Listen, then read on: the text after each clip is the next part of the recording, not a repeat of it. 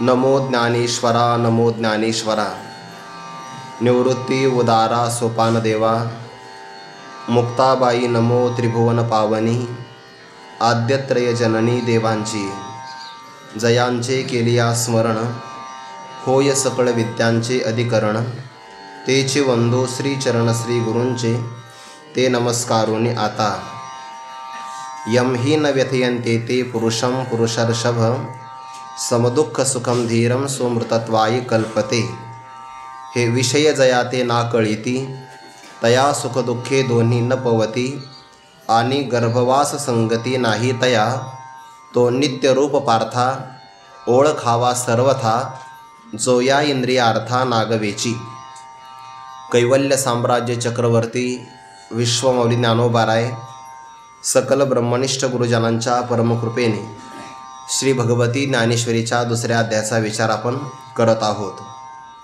साधकाच्या जीवनामध्ये जेव्हा तो परमार्थ मार्गावर अग्रेसर होतो आहे तेव्हा त्याच्या जीवनामध्ये काही साधनं अत्यंत आवश्यक असतात। विचारसागरामध्ये याचा विचार सुरुवातीच्या पहिल्या तरंगामध्येच आलेला आहे।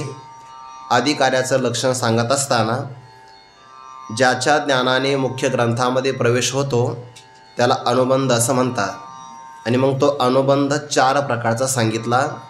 त्यामध्ये अधिकारी, विषय, प्रयोजन आणि संबंध। कोणत्याही साधनाचा एक विशिष्ट प्रकारचा अधिकारी असतो। अधिकारी झाल्याशिवाय फळ मिळतच नाही। गुरुवरे राऊत बाबा एक उदाहरण सांगत असतात, आपणही कदाचित ते उदाहरण ऐकलं असेल। हल्लीच्या काळामध्ये मंगल कार्यालयामध्ये लग्न होतात। जुन्या काळाप्रमाणे आता लग्नाला वेळ नाही, लवकरात लवकर ती उरकली जातात। कधी कधी एकाच मंगल कार्यालयामध्ये 8-8 लग्न होतात तेवढा वेळ नसतो कोणाकडे। आता मंगलाष्टक त्या माईकवर म्हटले जातात। अक्षदासुद्धा समोरच्या लोकांच्या वधू आणि वरांच्या डोक्यावर पडतात, मागच्या लोकांच्या तिथपर्यंत जात नाही, त्या मधल्या लोकांच्या अंगावर पडतात। म्हणजे काय होतं, मधल्या लोकांमध्ये सुद्धा काही तरुण असतात, काही तरुणी असतात। अष्टक सर्वजण ऐकतात, अक्षदाही जवळपास सर्वांच्या डोक्यावर पडतातच, पण लग्न मात्र सर्वांचे होत नाहीत। लग्न फक्त वधू आणि वराचंच होतं का? कारण त्यांनी विवाहाचं कंकण आपल्या हातामध्ये बांधलेलं असतं। याचा अर्थ ते विवाहाचे अधिकारी असतात। हे बाबांनी दिलेलं उदाहरण आहे। व्यवहारामध्ये सुद्धा सर्व साधनांचे अधिकारी नसतात। मातीपासून घट तयार करायचा आहे, याचा अधिकारी कोण आहे? कुंभार। सुवर्णापासून अलंकार तयार करायचा, अधिकारी कोण आहे? सोनार। जगातल्या सगळ्या असणाऱ्या साधनांचे विशिष्ट प्रकारचे अधिकारी ठरलेले आहेत। आणि अधिकार्याचा आणि फलाचा प्रापक भाव संबंध असतो। जोपर्यंत आपण अधिकारी होऊन एखादं कर्म करत नाही तोपर्यंत आपल्याला त्याचं फळ मिळतच नाही। याचा अर्थ अधिकारी फार महत्त्वाचा।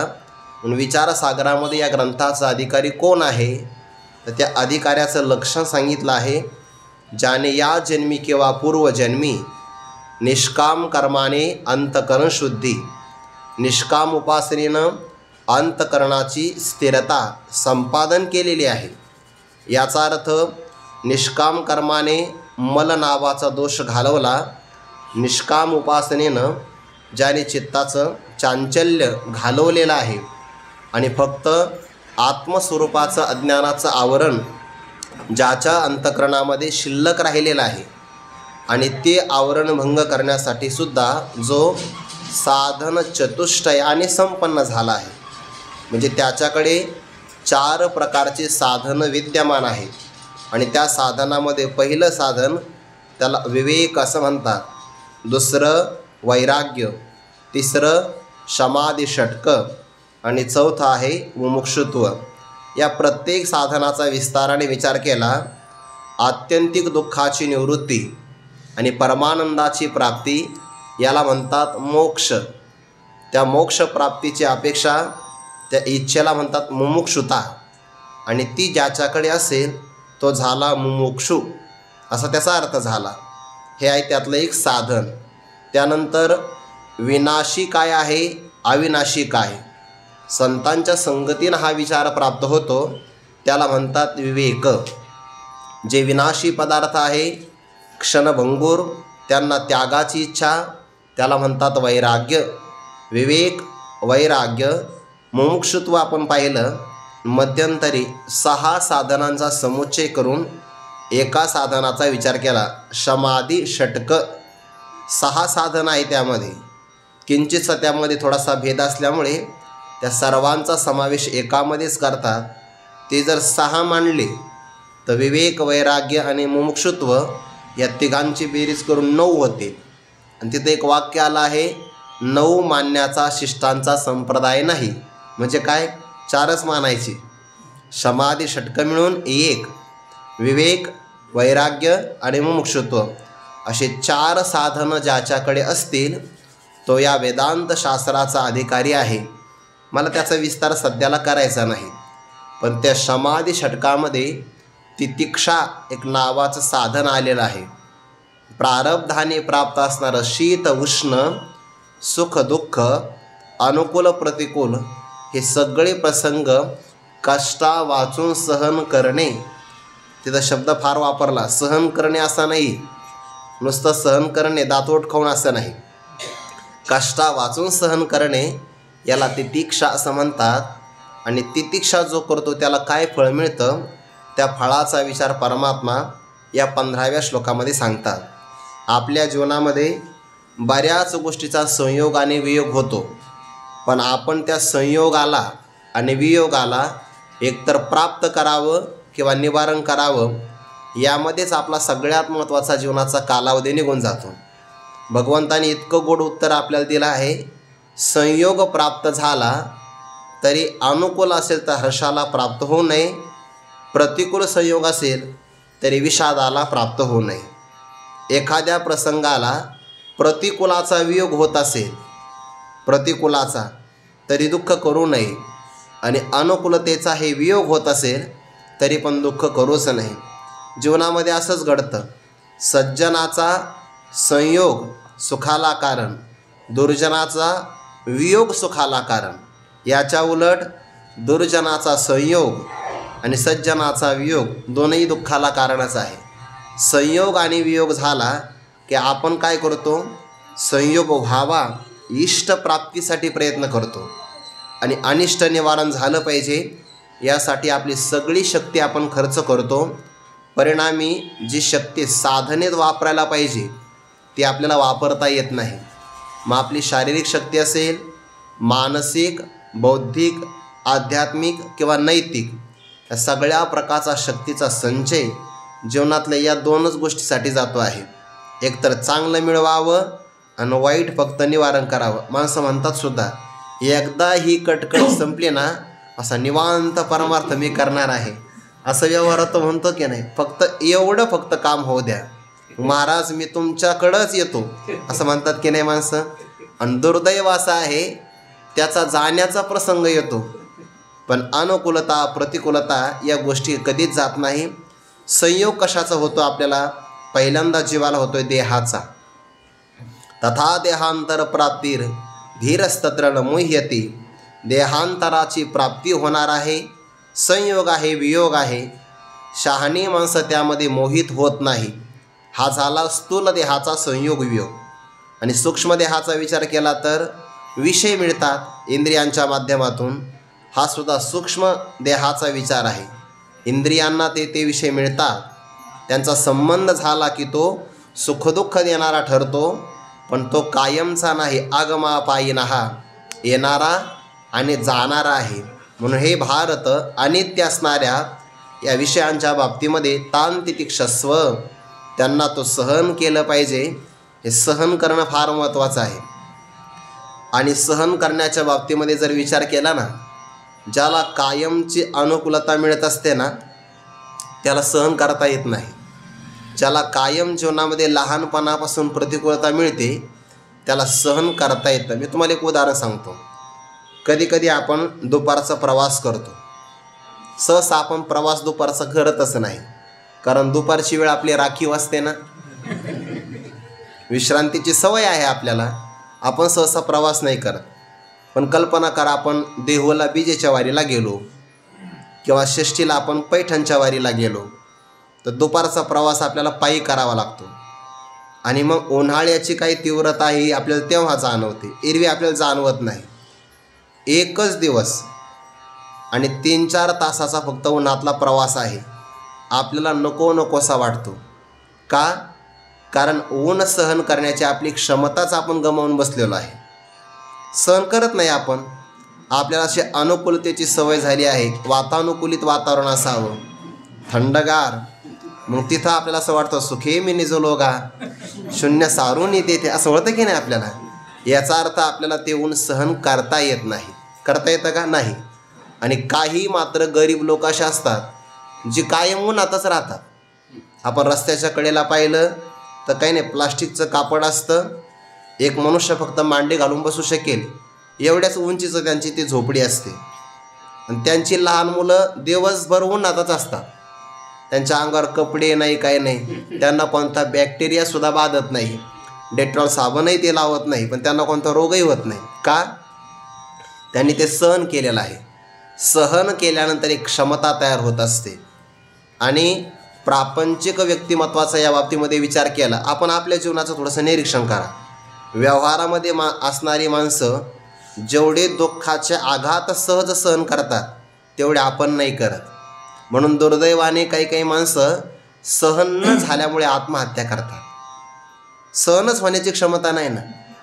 10वी-12वीच्या विद्यार्थ्याला आईवडील सध्याला काही थोडंसं अपशब्द बोलले, एखादे, लाज वाटत नाही? एवढी सगळी अनुकूलता आहे तरी परीक्षेमध्ये तुला गुण कसे काही कमी मिळाले असं म्हटलं तर मुलं टोकाचे पावलं उचलतात. आणि जुन्या काळामध्ये इतके आईवडील मुलाला हाताखालून काढायचे, सोय नाही बघा. शाळेत तर शिक्षक बुटाने मारायचे, तक्रार नाही आहे. जर मुलगा म्हटला की मला शिक्षकाने मारलं तर वडील पुन्हा मारायचे, तुझंच काहीतरी चुकलं असेल. आता बोलण्याची क्षमता नाही. सरकारने सुद्धा 8वीपर्यंत त्यामुळेच पास केलं आहे. मुलांना ट्रेस होतोय म्हणे, ताण होतोय, ताण अभ्यासाचा. त्यामुळे बेस्ट ऑफ 5चा नियम लागलेला आहे. 7 असतात, 6 विषय असतात, आणि टक्केवारी ज्या विषयामध्ये त्याला 5 विषयामध्ये चांगले मार्क मिळाले की त्याच्यावर टक्केवारी काढली जातात. का? सहनच करता येत नाही. मुलांना सहन होत नाही, हे सहन करता आलं पाहिजे. भगवान म्हणतात, अरे अर्जुना, हे विषय आणि इंद्रियांचा संयोग वियोग हा सगळा येणारा जाणार आहे. आपण कुठं सहन करतोय? जगद्गुरू तुकोबारे आपले आदर्श आहेत ना. तुकोबारांना किती पिढा झाली, बरे झाले देवा निघाले दिवाळे, बरे या दुष्काळे पिढा केली. पण त्यातही तुकोबारा आनंद मानतात, अनुतापे तुझे राहिले चिंतन, झाला हा वमन संसार. हा आपला आदर्श असावा तुकोबारांच्या जीवनाचा. नाथ महाराजांच्या अंगावर यवन अंगावरी थुंकला, प्रसाद देवणी मुक्त केला. आपल्याकडे एखाद्याने असं तिरक्या नजरेने जरी पाहिलं तर मनुष्य म्हणतो, हा माझा शत्रू झाला आहे आता आजपासून. सण कुठं होत आहे आपल्याला? सण होत नाही. रस्त्याने जर आपण चाललो, आपले कपडे पांढरे शुभ्र असतात. मला काकाने एक उदाहरण सांगितलं स्वामी महाराजांचं, विद्यानंदगिरींचे स्वामीजी. तर रस्त्याने चालले संन्यासी महापुरुष, भगवे वस्त्र परिधान केलेले, आणि 4 चाकी गाडी अत्यंत वेगाने गेली. बरं, गेल्यानंतर वेगाने नुसती गेली नाही, खड्ड्यातून गेली. ते खड्ड्यातलं साठलेलं पाणी त्यांच्या अंगावर उडालं. शिष्य लोक धावले गाडीवाल्यावर, त्याला नाही. पृथ्वीचा संबंध झाल्यामुळे ते आता नुसतं जल राहिलं नाही. उन्होंने हमें गंगा जल का स्नान कराया है, उसे कुछ मत बोलना. किती तितिक्षा आहे ज्ञानोबांच्या जीवनामध्ये, किती तितिक्षा. बापरे, सांगायला सुद्धा आपल्याला कठीण वाटतं आहे. म्हणजे मधुकरी तर दिलीच नाही, पण काही लोकांनी दिली तरीसुद्धा ती खाऊ दिली नाही. त्यांचं ते मधुकरीचं वस्त्र हिसकावून घेणं, ते सगळे पायाखाली तोडवणं, पण तरीसुद्धा शब्दशस्त्रे झाले क्लेश, संती मानावा उपदेश, योगी पावन मनाचा, पुढे साहे अपराध जनाचा, यस्मान्नो द्विजते लोको लोकांनो द्विजते चयाः, हर्षामर्ष भयोद्वैगैर मुक्तो यस्य च मे प्रियाः, तेवी उन्मत्ते जगे जयासी खंती न लगे, आणि जयाचे न्यांगे नशिने लोक. हे आपल्याला पाठात ऐकताना खूप बरं वाटतं. जेव्हा प्रत्यक्ष आपल्या जीवनामध्ये हे सगळे प्रसंग घडतात ना, तेव्हा हे आपल्याला आठवत नाही. तेव्हा आपण काय म्हणतो, नाही नाही माझंच बरोबर आहे, यांच्याशी असंच वागलं पाहिजे, हा व्यवहार आहे. त्या प्रसंगाला आपल्याला ते आठवत नाही. पण ते ईश्वरीय सृष्टीमध्ये प्रतिकूलता जेव्हा येते, आपली निंदा घडते, तेव्हा परमात्मा आपल्याला शुद्ध करत असतो, हे आपल्याला लक्षातच येत नाही. जेव्हा लोक आपली निंदा करतात ना, तेव्हा ती आपली पापं घेऊन जात असतात. आणि जे जे प्रसंग दुःखाचे येतात ते आपल्या जीवनातली पापच नष्ट करत असतात ना, कारण दुःख पापाशिवाय होत नाही. मग आपल्याला त्या पाठीमागचं विज्ञान, त्या पाठीमागचं अध्यात्म लक्षात येत नाही. आणि भगवान म्हणतात, अर्जुना, विषय एकनिष्ठ नसतो. जो विषय आज आपल्याला सुखकारक वाटतो तोच उद्या आपल्याला दुःख देणारा असतो. पंचदशीकारांनी गोड चिंतन केलं आहे. पुत्र जर अनुकूल असेल तर आईवडिलांना सुख प्राप्त होतं, आणि तोच मुलगा जर प्रतिकूल निघाला तर मग त्यांच्या दुःखाचा अंतच सांगता येत नाही. का? स्वतःचा असल्यामुळे टाकता येत नाही. न टाकावा तर दररोज दुःख देतो आहे. म्हणून विषयाच्या ठिकाणी अनन्यता किंवा एकनिष्ठता कशीच नसते. म्हणून शहाण्या मनुष्याने त्यामध्ये फक्त सहन केलं पाहिजे. भगवान म्हणतात, हे विषय अनित्य आहे. स्वप्नातल्या भासणाऱ्या हत्तीप्रमाणे गजांत लक्ष्मीचं स्वप्न पडलं एखाद्याला, अनित्य आहे. रोहिणी नक्षत्रामध्ये मृगजळ भासलं, जसं ते अनित्य आहे त्याप्रमाणे हे विषय अनित्य आहे. अर्जुना, म्हणून तो अभेरी, म्हणून तो यांचा त्याग करावा, सहन करावं. आणि विषयांचा, इंद्रियांचा आणि अंतःकरणाचं तादात्म्य कोणत्याही प्रकारे घेऊ नये. संग मनुष्याच्या दुःखाला कारण आहे. समजा आता तुमच्या हातून काही कर्म घडलं, तुमच्या हातून घडलं की नाही, तुमच्या हातून घडणाऱ्या कर्माचा पाप पुण्याचा मला काही संबंध लागेल का? कारण मी मानलेलं आहे का की तुमचा आणि माझा काही संबंधच नाही, किंवा तुम्ही माझ्यापेक्षा वेगळे आहात. मग तुमच्या देहाकडून घडणारं कर्म जर माझ्याशी संबंधित होऊ शकत नाही, तर या देहाचा मी संबंध सोडला तर याची कर्म तरी मला काय बाधणार आहे? इतर देहांच्या देहाला आपण आपला देह म्हणतो का? बस तेच गणित आपल्या देहाशी फक्त आपण लावत नाही. हा देह कोणाचा? हा देह नाशिवंत, मळमूत्राचा बांधा, किंवा मग हे तव पांच मेळावा, शिखी अनुसरील पंचत्वा, ते वेळी केला की गिमसावा शिना आपोला. हा देह प्रकृतीचा आहे, फक्त मनुष्याने तादात्म्य केला आहे. देह माझा, इंद्रिय माझे, मन माझं, असं तादात्म्य प्राप्त केलं की दुःखी मनासोबत आपला संबंध जोडला की मनुष्य दुःखी होतो. आणि दुःख आणि सुख हा दोन्हीसुद्धा अंतःकरणाच्या वृत्तीचा परिणाम आहे. म्हणून भगवान म्हणतात, अर्जुना, हा सर्वथा संग न धरी. संग म्हणजे आसक्ती, संग म्हणजे तादात्म्य, संग म्हणजे संबंध कोणत्याही प्रकारे धारण करू नको.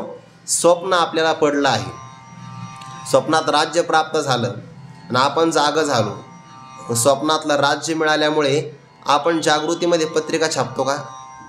आमचा कालच राज्याभिषेक झाला, बरं या जेवायला, असं म्हणतो का आपण? स्वप्नामध्ये मरण प्राप्त झालं, जागृतीमध्ये आलो आपण, भावपूर्ण श्रद्धांजली, असं तरी बॅनर छापतो का आपण? का? कारण स्वप्नाचं दिसण्यापुरतं आहे. जसं आपण त्याला क्षण मात्र स्वप्नीचे राज्य का मरण, नो हे हर्ष शोकाशे कारण, उपवडलिया जानच या परी. स्वप्नातून फक्त अवस्थांतर झालं तर एवढा आनंद आहे.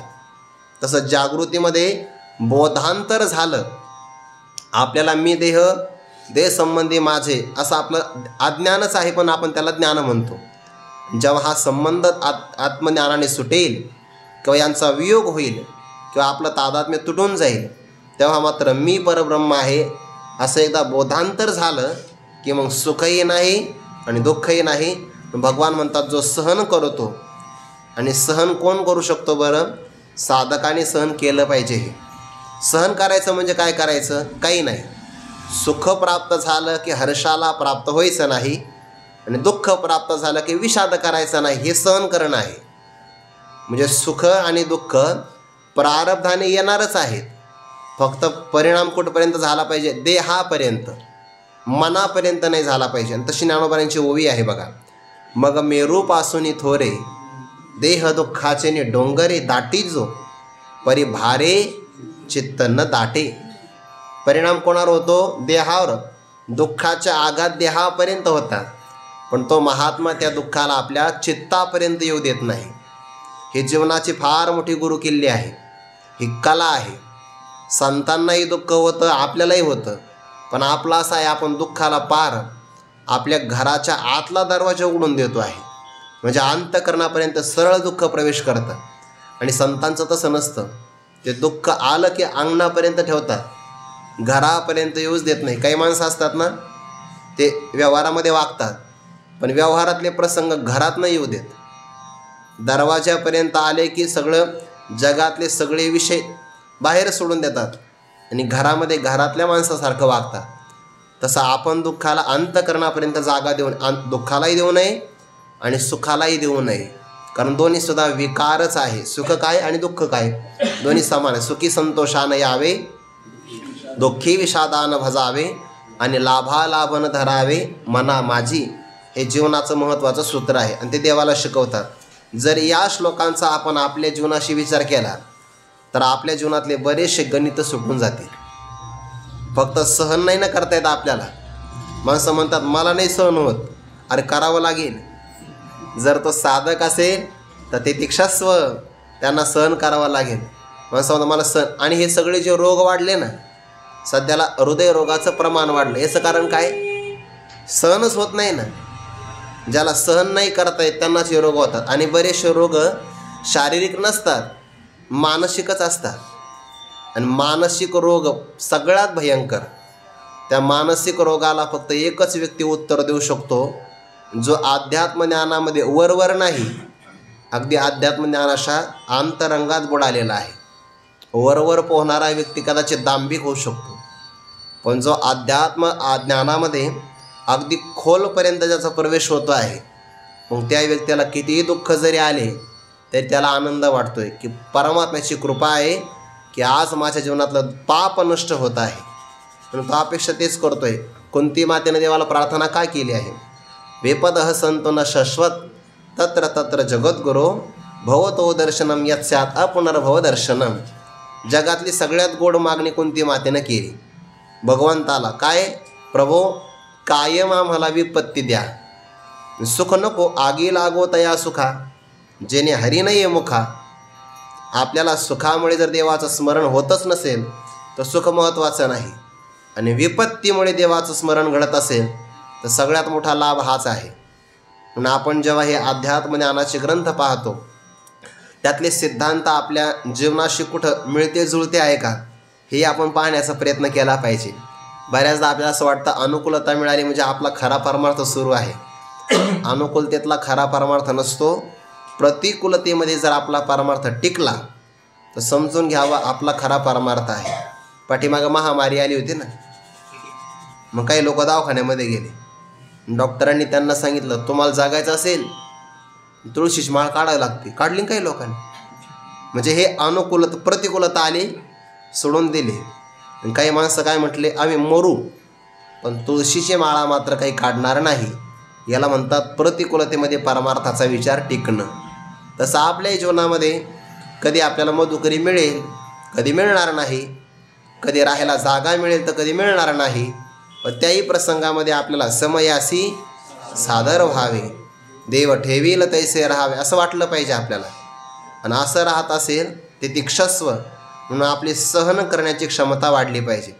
जो मनुष्य दुःखाला सहन करतो आणि तक्रारच करत नाही तर त्याला तापापासून सुद्धा तप तयार होत असतं ना.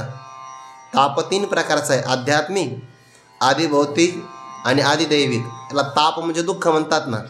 मग जो 3ही प्रकारचे ताप सहन करतो आणि आनंदाने, तर त्याचा तो तापच त्याला तप देण्याला कारण ठरतो. म्हणून तप घडतं आणि तपाने शुद्धी प्राप्त होत असते. शरद ऋतू आला की नद्या शुद्ध होतात, तसं तप केलं की शरीर, मन, इंद्रिय हे सगळे शुद्ध होऊन जातात. आणि याची शुद्धी फार महत्त्वाची. याच्या पाठीमागचा फार मोठा विस्ताराचा विचार आहे. म्हणून देव म्हणतात अर्जुना तू सहन कर याला. हे सगळे येणारे जाणारे आगमापायी आहे ना, सूत्र ध्यानात ठेवायचं. हे आलं तसं जाणारच आहे. शरीरात जाणार आहे तर बाकीचे प्रसंग काय राहणार आहे. सहन करावं याला जो सहन करतो त्याला काय फल प्राप्त होतं या श्लोकामध्ये सांगतात। प्रस्ताव बराच विस्तार झाला याचा। यम ही न व्यथयंती एते पुरुषम पुरुषर्षभ समदुःख सुखम धीरम सह अमृतत्वाय कल्पते। हे पुरुषर्षभ, हे पुरुष श्रेष्ठा, हे अर्जुनाला संबोधन वापरलं बरं देवाने। सर्व पुरुषांच्यामध्ये श्रेष्ठ असणारा, शंकरानंदीमध्ये याचा गोड अर्थ केला आहे, जो पुरुष आत्मतत्वाला प्राप्त करून घेतो तोच खऱ्या अर्थाने पुरुषार्थी आहे। तो पुरुष आहे। पुरुष कोण? जो आत्मतत्वाला या देहामध्ये जाणून घेतो। आणि तू तर काय आहे, सगळ्या पुरुषांच्यामध्ये ऋषभ म्हणजे ऋषीप्रमाणे श्रेष्ठ आहे। हे पुरुषर्षभ, पराक्रमी श्रेष्ठ असणारे अर्जुना, रडणं हे तुझं लक्षण नाही आहे, तो अत्यंत श्रेष्ठ आहे। देव अर्जुनाला जागृती देतात, तो सामान्य पुरुष नाही, श्रेष्ठ आहेत। यम पुरुषम, ज्या पुरुषाला एते न व्यथयंती, एते नाम मात्रा स्पर्शा हा बहुवचन आहे ना, विषय आणि इंद्रियांचे संयोग किंवा संबंध व्यथित करत नाही, म्हणजे ज्याला पीडा देत नाही। म्हणजे काय करतात, अनुकूल विषय मिळाला की मनुष्याला आनंद वाटतो आणि प्रतिकूल मिळाला की दुःख होतं, ही पीडाच आहे। सुखाची तरी काय आहे, व्यथाच आहे, आणि दुःखाची तरी काय आहे, व्यथाच आहे। पण ज्या पुरुषाला इंद्रिय आणि विषयाचे संयोग किंवा वियोग न व्यथयंती, पीडा देत नाही, मग तो कसा आहे, समदुःख सुखम, ज्याला सुख किंवा दुःख सम आहे। सम आहे म्हणजे सुखामध्ये ज्याला हर्ष होत नाही आणि दुःखामध्ये ज्याला विषाद नावाचा विकार प्राप्त होत नाही, त्याला म्हणतात सम दुःख सुखम। हा एक अर्थ झाला बरं। सुखदुःख समान, सकळ जीवांचा कृपाळ, ज्ञानाचा उद्बोध, भक्तिप्रेमाचा कल्लोळ, एवढी लक्षणं सांगितली नाथ महाराजांनी। हा नाथ महाराजांचा अभंग आहे ना वासुदेवातला। धन्य जगी तोची एक हरिरंगे नाचे, रामकृष्ण वासुदेव सदा स्मरे वाचे। त्यातलं पहिलंच पद आलं सुख दुःख समान, म्हणजे अनुकूल सुख आलं तर ज्याला हर्ष, वा सगळ्यात मोठा मी सामान्य आहे का असा मनुष्य वर जातो, त्याला म्हणतात सुखाचा विकार। दुःख आलं की थेंबे नवी रे वारे निशोकी चिखल जायचा, त्या चिखलाला थोडंसं पाणी मिळालं की इतका टवटवीत होतो, वारा आला की संकोचित होतो, तसा हा पुरुष रडत बसतो, तसं होत नाही त्याला। सुख हर्ष प्राप्त नाही करू देत, दुःख आलं की विषादाला प्राप्त होत नाही, त्याला म्हणतात सम दुःख सुखम। दुसरा एक अर्थ केला आहे, सम शब्दाचा अर्थ होतो ब्रह्म। आणि ज्या पुरुषाच्या जीवनामध्ये सुख किंवा दुःख हे दोन्हीसुद्धा तो ब्रह्मभावाने पाहतो, म्हणजे सुखसुद्धा ब्रह्मरूपच आहे आणि दुःखसुद्धा ब्रह्मरूपच आहे। कारण अध्यस्त पदार्थाची अधिष्ठान ज्ञानानंतर निवृत्ती अधिष्ठान रूपच होत असते, म्हणून सुख आणि दुःख दोन्ही तो ब्रह्मरूपाने पाहतो, असा एक साधक आहे धीरम। आता याचे दोन अर्थ केले पुन्हा धीर पदाचे, जो आपल्या धी नाम बुद्धी ईरयती प्रेरयती, जो आपल्या बुद्धीला प्रेरणा देतो। आत्मस्वरूपाने पण हा अर्थ घेता येतो, कारण आत्मा कसा आहे, सकलार्थमती प्रकाशू असं म्हटलंय की नाही, सर्वांच्या बुद्धीला प्रकाश देणारा आत्मा आहे, तोही अर्थ घेता येतो। किंवा धी दुसरा अर्थ केला आहे धियम राती निगृह्णाती, जो आपल्या बुद्धीला आपल्या मनाला निग्रहण करतो, कुणापासून, विषयापासून आवरतो। का कुर्मजी आपरी वाईला अवैव पसरी, ना तरी इच्छावश्यावरी आपुले आपण, ज्याप्रमाणे कासव आपल्या अवयवांना आवरून ठेवतो, तसा जो प्रत्याहाराच्या माध्यमातून आपल्या इंद्रियांना विषय ग्रहणापासून आवरून घेतो, त्याला म्हणतात धीरम। म्हणजे बुद्धीला राती गृह्णाती किंवा धियम ईरयती प्रेरयती असे दोन्ही अर्थ होतात। असा जो धीर संपन्न पुरुष आहे, सह धीरम पुरुषम, हे विशेषण आहे, यम धीरम पुरुषम समदुःख सुखम एतेन व्यथयंती, ज्या पुरुषाला, धीर पुरुषाला, ज्याची अंतःकरणाची वृत्ती सुख आणि दुःखामध्ये समान राहते आणि ज्याला इंद्रिय आणि विषयांचे संयोग कोणत्याही प्रकारे व्यथित करत नाही, परमार्थ मार्गापासून विचलित करत नाही. जो कायम एकनिष्ठ आहे, धैर्याने संपन्न आहे, सहा तो साधक अमृतत्वायी कल्पते. अमृत शब्द हा मोक्षाकरता वाचक आहे. अमृतम वै ब्रह्म किंवा ब्रह्मवाचक आहे. अमृत शब्दाचा अर्थ होतो ब्रह्म.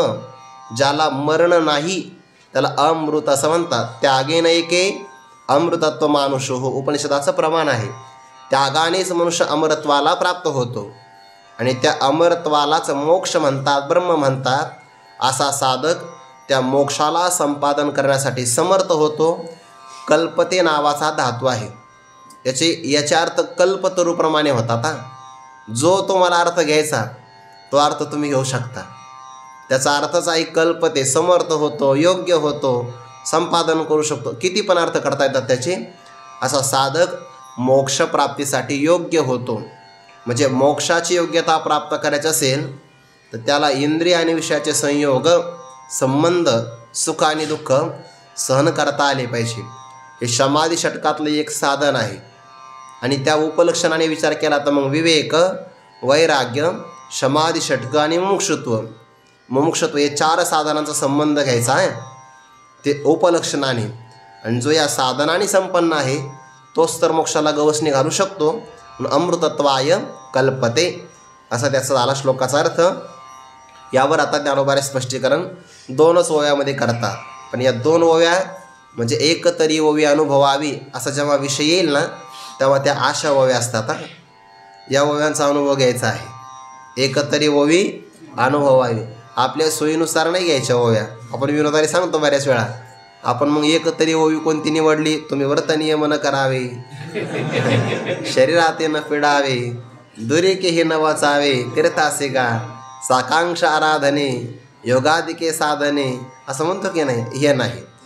वैकुंठवासी गुरुवर्य श्री विठ्ठल महाराज घुले बाबा म्हणायचे एक तरी ओवी अनुभवावी म्हणजे कोणती, सिद्धांताची, ज्याच्यामध्ये अध्यात्माचा सिद्धांत सांगितलेला आहे किंवा साधकीय जीवनातला एखादा साधनेचा उच्चतम सिद्धांत प्रतिपादन केलेला आहे. अशा ओव्यांचा अनुभव घ्यावा. या ओवा म्हणजे एक आरसा आहे. त्या ओवीत पाहायचं आणि आपल्या जीवनाचा निरीक्षण करायचं. हे विषय जया ते ना कळीती.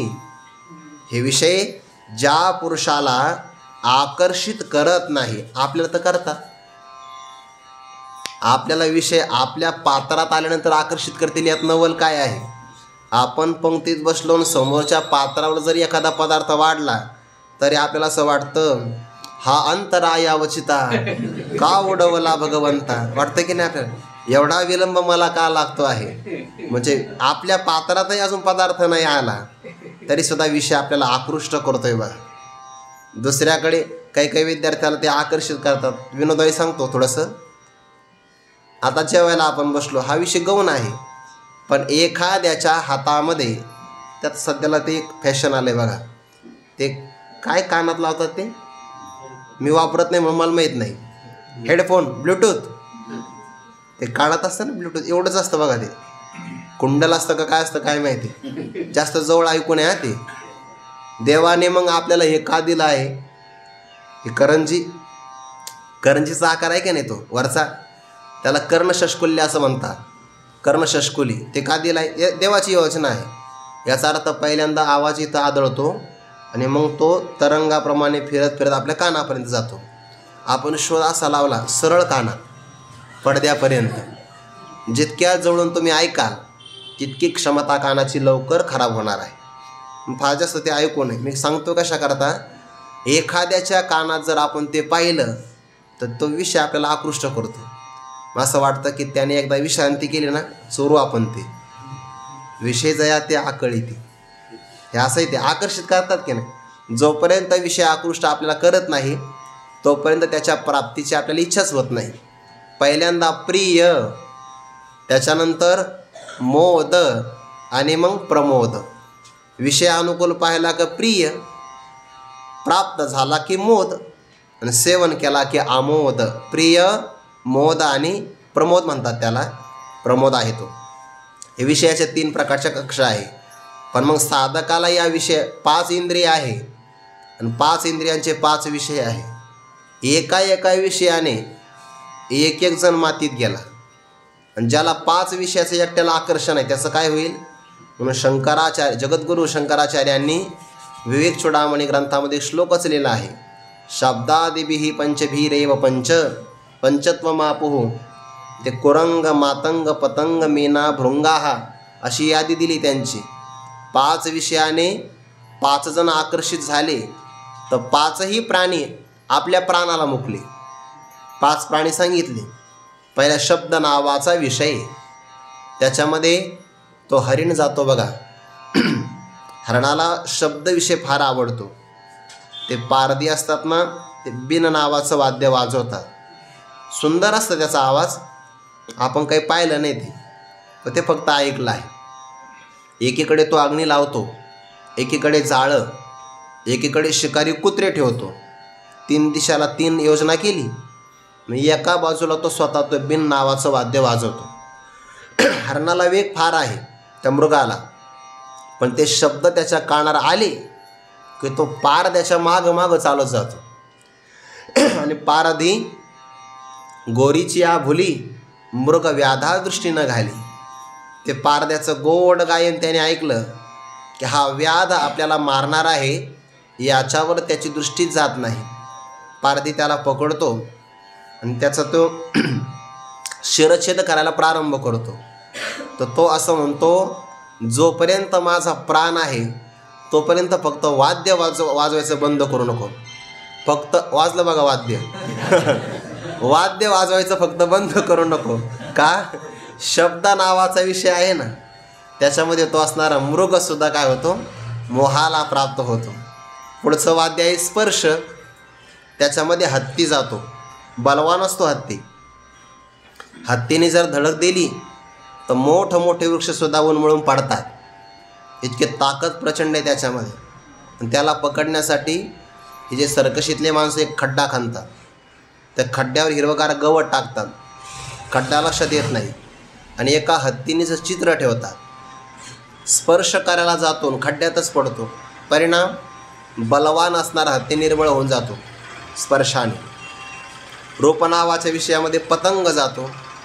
पतंग नावाचे कीटक असतो, त्याला दिव्याचं आकर्षण निर्माण होतं. पतंगादेपी आलिंगन तेथ त्यासी अचूक मरण, तेवी विषयाचरण आत्मघाता. हा तो रूप नावाच्या विषयाला आकर्षित होतो. पुढचा रस नावाचा विषय आहे, त्याच्यामध्ये मासा जातो बघा. हे पारधी असतात ना, तो पहिला होता रान पारधी, रानातला. दुसरा आहे जळ पारधी. आता ते पाणी कमी झालं आपल्या इंद्रायणीमधलं, ते जास्त काही दिसत नाही. पावसाळ्यात दिसतात पारधी. ते त्यांच्याकडे एक गळ असतो, त्या गळाला एक धागा बांधतात, त्याला तंगूस म्हणतात. मी काही प्रयोग नाही केला, पण नाव ध्यानात ठेवायला लागतात सांगण्यासाठी. म्हणजे त्याला एक निसर्गामध्ये ते मिळतो बघा. एक काय म्हणतात बघा ते सरपटणाऱ्या किड्याला, हा गांडूळ किंवा दुसरं एक नाव आहे त्याला. हा ते पुढे लावतात त्या गळाला. आमिष म्हणतात, आमिष मांसाचा गोळा, आणि फेकतात पाण्यामध्ये.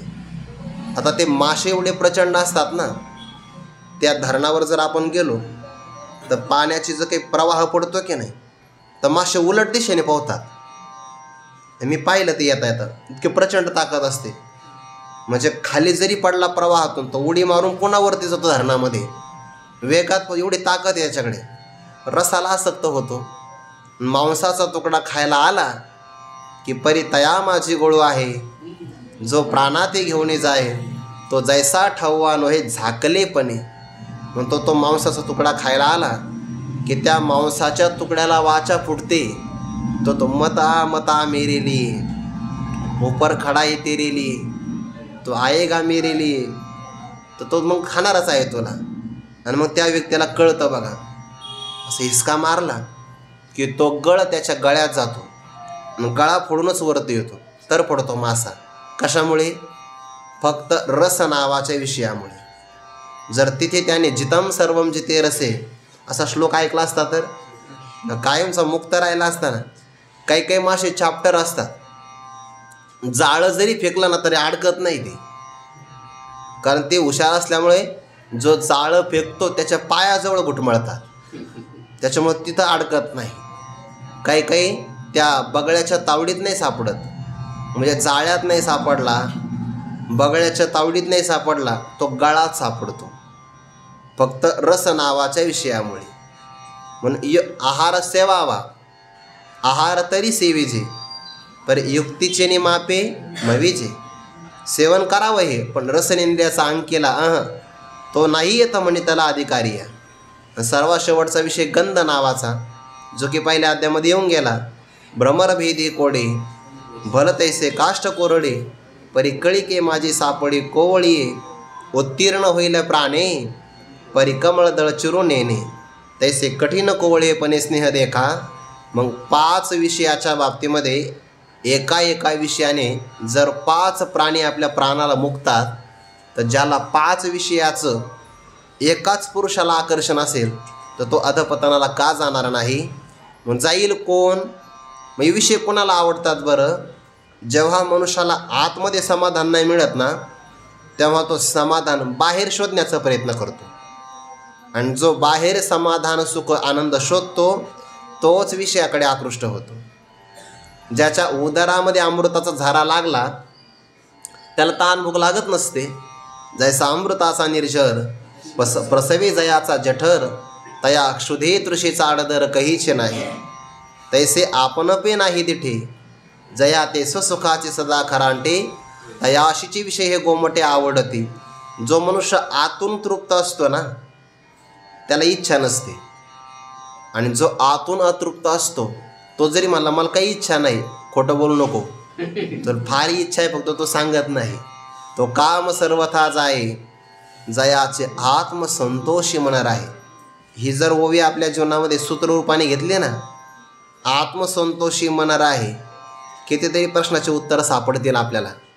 आपण आत्मसंतोषी आहे का आपण विषय संतोषी आहोत हे आपल्या लक्षात येईल.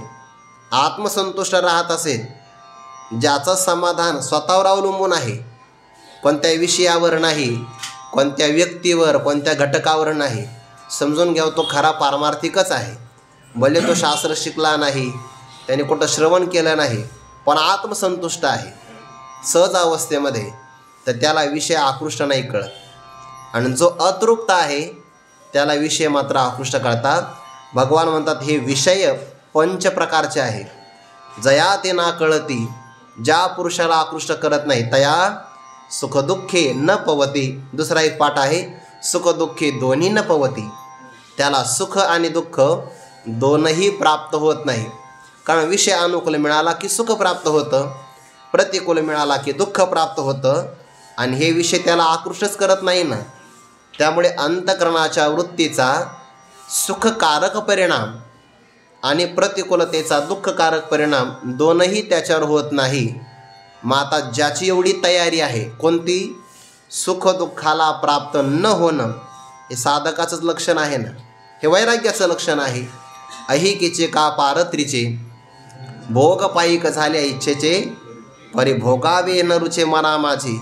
विषय त्याला आकृष्ट करत नाही, याचा अर्थ त्याचं वैराग्य आहे. जया ते नाकळीती त्याचं वैराग्य आहे. आणि वैराग्यवान पुरुषाला विषय जया ते नाकळती वैराग्य आहे. सुखदुःखे दोन्ही न पवती तितिक्षा आहे. म्हणजे तो विवेकाने संपन्नच असला पाहिजे, म्हणून तर विषयाकडे जात नाही ना. तो विषयाचा त्याग कोण करू शकतो? विवेकी आणि वैराग्य संपन्न व्यक्तीच करू शकतो. म्हणून विषय जया ते ना कळती, तया सुखदुःखे न पवती, हे त्याचं विवेक, वैराग्य आणि समाधी षटकाचं लक्षण आहे. आणि जो विवेक वैराग्याने संपन्न असतो तोच साधक ज्ञानाचा अधिकारी आहे. तरी विरक्ती वाचून काही ज्ञानासी तगनेच नाही. विरक्तीशिवाय ज्ञान राहतच नाही. त्याच्या अंतःकरणाची योग्यता आहे. आणि ज्याला अध्यात्म ज्ञान प्राप्त होतं त्याचा हा शेवटचा जन्म असतो. पुन्हा त्याला जन्म नाही. नस पुनरावर्तते, नस पुनरावर्तते म्हणून. आणि गर्भवास संगती नाही तया. गर्भवासामध्ये राहावं अशी संगती किंवा मातेच्या उदरात राहणं हे तया नाही. आता हे भविष्य काळात त्याला भोगावं लागणार नाही. त्याचा हा शेवटचा जन्म आहे. ज्या देहामध्ये आपल्याला ब्रह्मज्ञान प्राप्त होईल तो आपला शेवटचा जन्म असतो. तो का म्हणे का मरण्याची सय, एकदाच मरण येणार आहे आणि ते त्याचं शेवटचं मरण असणार आहे. पण कोणाचं? आणि जर नाही चुकलं तर मग गर्भवास संगती त्याला आहेच आहे. हे विषय जया ते ना कळती आणि तया सुखदुःखे दोन्ही न पवती. यावर 2 संदर्भ सांगता येतील. जर झाला तर एक संदर्भ आज सांगतो, एक उद्या सांगतो, कारण विस्तार त्याचा होईल. ते श्रीमद भागवताच्या 11व्या स्कंदामध्ये भगवंताचे कोणते कोणते अवतार झाले, कोणत्या कोणत्या काळामध्ये, असा प्रश्न विचारला त्या निमिराजाने नवयोगेश्वरांना. कोणत्या अवतार, कोणत्या युगामध्ये भगवंताचे कोणते कोणते अवतार झाले ते मला सांगावे. नवयोगेश्वरांना 9 प्रश्न विचारले. खूप सुंदर आहे प्रसंग बरं. म्हणजे प्राचीन काळातल्या राजांना पण कळायचं की आपण महात्म्याला काय विचारलं पाहिजे. त्यांनाही कळायचं. जेव्हा ते नवयोगेश्वर यज्ञसभा मंडपामध्ये आले तेव्हा राजाने पहिला त्यांना नमस्कार केला. बैसव घातले वरासन, श्रेष्ठ आसन बसायला दिलं. दंडवत केले साष्टांग नमन, साष्टांग नमस्कार केला. नंतर मधुपर्क पूजा विधीने त्यांचं पूजन केलं आणि मग विनीत होऊन त्यांना प्रश्न विचारला. दुर्लभो मानुषो देहो देहि नाम क्षणभंगरहा तत्रापि दुर्लभम मन्ये वैकुंठ प्रिय दर्शनम अत आत्यंतिकम क्षेमम पृच्छाम भवतो नगाहा. कारण संसारेस्मिन् क्षणार्धोपि सत्संगस्येव धीर नृणाम, असा श्लोक आलेला आहे. मनुष्य देह अत्यंत दुर्लभ आहे, क्षणभंगूर आहे आणि त्याही देहामध्ये परमात्मा ज्यांना प्रिय आहे किंवा परमात्म्याला जे भक्त प्रिय आहे अशा महापुरुषांचा संग प्राप्त होणं हे तर फारच कठीण आहे. आणि असा जर संग प्राप्त झाला असेल तर अतः म्हणून मी तुम्हाला काय विचारतो आहे, आत्यंतिकम क्षेमम, निश्चित माझं कल्याणकारक काय असेल ते आपण मला सांगा. आणि मग त्या प्रसंगाला 9 प्रकारचे प्रश्न विचारले. त्या नवयोगेश्वरांनी 9 प्रकारच्या प्रश्नाचं उत्तर दिलं. त्यातला एक प्रश्न होता, भगवंताचा कोणत्या युगामध्ये कोणता कोणता अवतार झाला. मग त्यातली अवतार संख्या सांगत असताना प्रारंभ केला नरनारायणापासून. अगोदरचे पण काही अवतार सांगितले, पण विस्तार नाथ महाराजांनी त्या अवताराचा केला आहे. बद्रिकाश्रमामध्ये नर आणि नारायण या रूपाने परमात्मा प्रगट झाले. धर्म नावाचे ऋषी आहे, त्यांच्या आणि मूर्ती नावाची काही त्यांची पत्नी बहुती, त्यांच्या उदरी भगवंताने अवतार घेतला आणि कठीण तपाला प्रारंभ केला. आता तप कोणीही केलं, सर्वात मोठी भीती इंद्राला वाटते. त्याला असं वाटतं यांचं जर तप वाढलं तर न जाणो हे आपलं इंद्रपद मागून घेते. आणि मग ते इंद्रपद प्रतिबंध करतो ना, तया महेंद्रादिपदे करिता ते वाटवदे आणि रिद्धी सिद्धीचे द्वंद्वे पडवणे ठाते. कामक्रोधांची विलग ओठावते अनेक आणि शून्यशे अंग झुंज व्हावे की हे सगळे येतात. त्या इंद्राने त्यांच्या तपाला प्रतिबंध करण्यासाठी अप्सरा पाठवल्या. कामदेव, वसंत ऋतू हे सगळे पाठवले आणि त्यांनी तपापासून विचलित करण्याचा प्रयत्न केला, पण विचलितच झाले नाही. वास्तविक यांनी तपामध्ये अपकार केला होता. अपकार्यावरी जो कोपला तो तत्काळे कोपे नागविला. अपकार्या जेने उपकार केला तो दादूला परमार्थी. अपकार केला होता इंद्राने.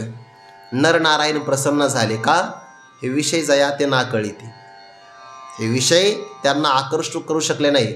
उलट ते म्हणले, इंद्रालाच एखादी अप्सरा आमच्याकडून घेऊन जा, जी त्यांच्या उरुमना मांडीपासून एक निर्माण केली अप्सरा. मांडी जवळ उभा होती ना, मग त्याचं नाव उर्वशी. दिली इंद्राला पाठवून. हे विषय जया ते नाकळती. तया सुख दुःखे दोन्ही न पवती आणि गर्भवास संगती नाही तया. त्याला पुन्हा जन्माला यावं लागत नाही. तो नित्यरूप पार्था ओळखावा सर्वथा जोया इंद्रियार्था नागवेची. हे अर्जुना, असा जो साधक आहे ना, तो जरी देहात राहत असेल तर तो नित्य रूप आहे.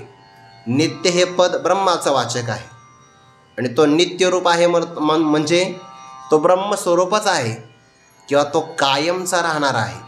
नित्य म्हणजे सगळ्या काळात राहणारा. सर्व काळात कोण राहतं? केवळ ब्रह्मतत्व. म्हणून जरी तो देहात असेल तरी पण देहात असताना सुद्धा तो ब्रह्मरूप ब्रह्मवेद ब्रह्मैव भवती, ब्रह्मवेत्ता महात्मा हा ब्रह्मस्वरूपालाच प्राप्त होतो. म्हणून त्याला ब्रह्मवेत्ता असं पण म्हणता येत नाही. बरं, ज्ञानोबांनी शब्द काय वापरला? ब्रह्मवेत्ता ब्रह्मच आहे. त्याला जर तुम्ही ब्रह्मवेत्ता म्हटलं तर ब्रह्म एक वेगळं आणि ब्रह्माला जाणणारा एक वेगळा, असे दोन अर्थ होतील. ब्रह्मवेद ब्रह्म एव भवती, म्हणून तो नित्यरूप पार्था. अर्जुना, तो नित्यरूप आहे म्हणजे ब्रह्मरूपाचा आहे. ओळखावा, त्याला जाणून घ्यावे. त्याचे लक्षण आहे कोणते? ज्याला विषय आकृष्ट करत नाही, सुखदुःखाचे हर्ष आणि विषाद नावाचे विकार ज्याला प्राप्त होत नाही, देहांतराच्या प्राप्तीने जो मोहाला प्राप्त होत नाही, शोक करत नाही, मोह करत नाही, तो ब्रह्मरूपच आहे. असं सर्व प्रकारे त्याच्या वाणीने त्याच्या आचरणातून आपण हे ओळखलं पाहिजे. कोण आहे असा? जो या इंद्रियांना अर्थानागवेची, अर्थ म्हणजे विषय, जो या इंद्रियांच्या विषयाच्या माध्यमातून नागवेची सापडलाच जात नाही, इंद्रियामध्ये अडकतच नाही. मनुष्य व्यवहारामध्ये विषयांचा त्याग करतो बघा, पण विषय नवीन रूप धारण करतात. याकरता नाथ महाराजांनी म्हटलंय, चिरंजीव पद पावायासी किंचित बोलोस आन उपाय नाही साधकाशी, किंचित बोलो निशेषे कळावयासी साधका. तर हे 5 विषय कसे नवीन रूप धारण करून येतात आणि त्यातही जो अडकत नसेल तर तो ब्रह्मरूप स्वरूपाला प्राप्त होतो. असा या श्लोकाचा अर्थ आहे. आणखी काही चिंतन ते आपण उद्या पाहू. कुंडलिक वरदारी विठ्ठल श्री ज्ञानदेव तुकाराम मौली ज्ञानेश्वर महाराज की जय. जगद्गुरु तुकाराम महाराज की जय. सद्गुरु जोग महाराज की जय.